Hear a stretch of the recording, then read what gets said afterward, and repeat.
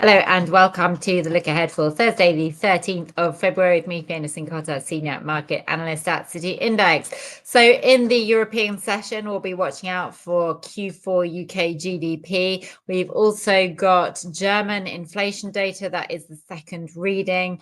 Doesn't tend to be as market moving as the preliminary reading. We also have Eurozone industrial production. In the US, we've got PPI inflation as well as jobless claims. Earnings to be watching out for: Barclays, Unilever and Airbnb among some of the big names reporting tomorrow. So let's just kick off then with the UK GDP. Q4 expected to show that the economy contracted by 0.1% in the final quarter of the year. The data comes as we've heard from the Bank of England last week. They cut the UK growth outlook in half to 0.75% for 2025, down from 1.5%. We've also heard that the inflation is expected to increase to 3.7%, in Q3 of this year. But however, despite that, the Bank of England did cut rates. We've also seen that the hawk turned dove, Catherine Mann. Now, she was the policy member who cut rates or voted to cut rates by more than expected, by 50 basis points. She spoke out yesterday and said that she considered that the domestic demand outlook was to be weak as we go through the year, which is why she voted for that larger rate cut. Now, this is the pound US dollar.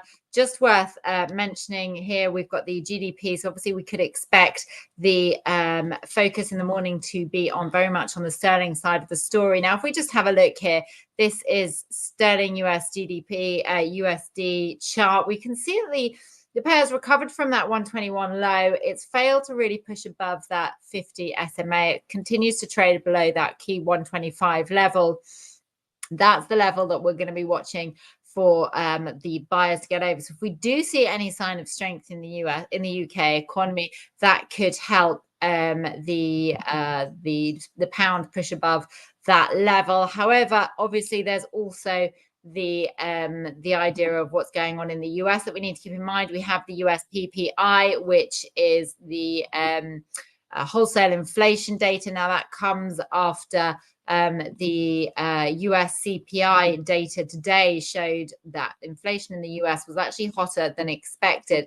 So if we do see the PPI data tomorrow from the US come in as well, hotter than expected to increase 0.3% month on month, and that was up from 0.2% in the previous month, then we could see strength in the US dollar, which might make that recovery above that 50 SMA quite challenging. On the downside, we'll be watching 123.50. That's the level on the one side downside, and then 123 is also another level to be watching on the downside. So just whilst we're talking about UK data though, and the GDP, obviously we've got Barclays reporting as well. This all comes as the FTSE's trading at record highs. We've got another record high which was reached today for the FTSE. I think as far as the FTSE is concerned, obviously expectations of surrounding Bank of England interest rate cuts is helping to push the UK index higher. We've also got Barclays reporting heavyweight. Banks are heavyweight in the FTSE index. So Barclays is expected to potentially perform well, especially if we look to the performance of US peers. Barclays does have a big investment banking arm. We've seen that the investment banks in the US performed well. So there is a potential to see a strong performance from the Barclays Bank as well, which potentially could help the FTSE higher.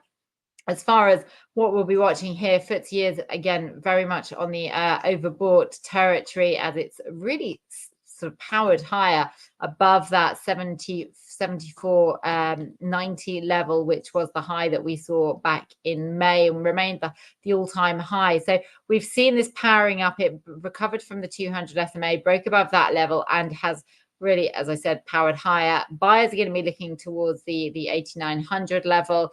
On the downside, there are a couple of levels to be watching out for us, just around the 8,700.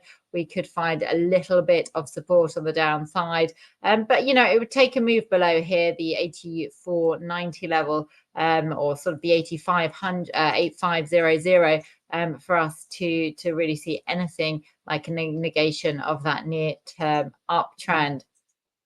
So we've talked about also the US data. Just let's take a quick look at what this means for the NASDAQ.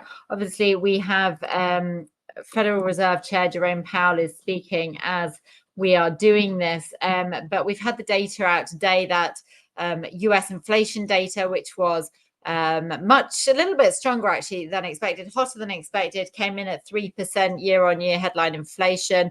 Monthly inflation was up 0.5%, was expected to ease to 0.3% from 0.4%. Underlying inflation also hotter than expected. Now, obviously, this hotter than expected inflation is coming at a time that we're seeing trade tariffs potentially being applied by President Trump, which are inflationary as well. So just raising those questions about how much the Fed will actually be able to cut interest rates this year. The market's now just pricing in 125 basis point rate cut this year. Will that even happen? It's not fully priced in. Very much depends on what inflationary measures Trump actually takes and when we see those feeding through to the data, if at all. Now, this is the NASDAQ. It's being guided up, we can see, by the 50 SMA, which again, it rebounded off again. So it's actually proving to be a fairly reasonable dynamic support for the NASDAQ. Once again, we're up at those 21,750 levels. On the upside, 21,900. That's what we're going to be looking to get above in order to bring 20,100 back into focus and fresh all-time highs. Sellers are going to need to get below that 50 SMA at around the 21,500 level in order to come down and test 21,000. That's also around the 100 SMA. And this level down here, which is 20,750. We need a break below there really to create a lower low on the downside.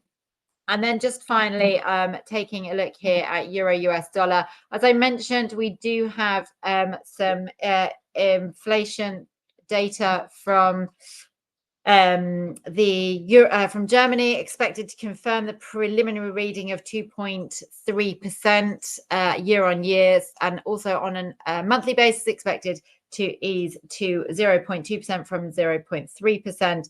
As far as industrial production is expected for the Eurozone, expected to fall 3.1%. So that's just really going to highlight the weakness that we're seeing in the industrial sector in the Eurozone, continuing to be a problem. PMI has been struggling as well in the manufacturing sector. So that is one to be watching. Again, we are actually seeing a little bit of recovery here. I think this is down to some US dollar weakness. I'm thinking that's going to be some comments from Powell that we're just missing as we're doing this. But we're seeing that Euro US dollar push higher. It's looking like it's going to get above, or trying to get above, that 50 SMA. Again, if we get a close above that 50 SMA at 104, that's going to be quite significant. Open the door to 104.50, and then up to that sort of 105 level. 105.30 is where we get the higher high. On the downside, support can be seen there at the 103.30. That was the low from November. If we get below that, that brings 102 into focus. Obviously, if we get some weaker, than expected Eurozone data, it's just going to add to those concerns over the outlook for the Eurozone economy. And potentially, if we get that, when we also get stronger than expected US PPI, then that's not going to be favorable for the Euro US dollar. However, if we do get stronger Eurozone data, any signs of weakness in US inflation, then that could help the power higher. So that is everything from me today. I hope you've liked what you've seen. And if you have any questions, then please do reach out, and I'll see you tomorrow.